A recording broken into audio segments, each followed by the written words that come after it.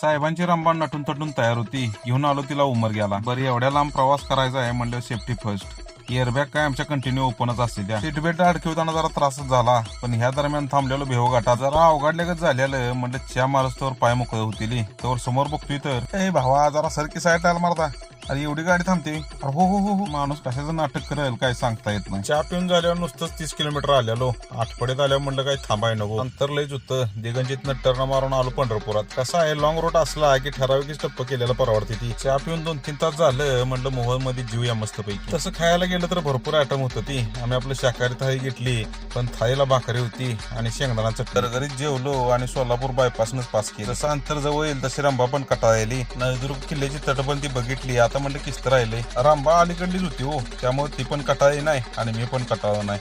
Finally एकदा पोहोचलो जाग्यावर. पश्चिमेकडून पूर्वेकडे येस्तोवर दिवस पाक मावा झाला. आता इथनं बघा 2 कोपरं ओलांडलं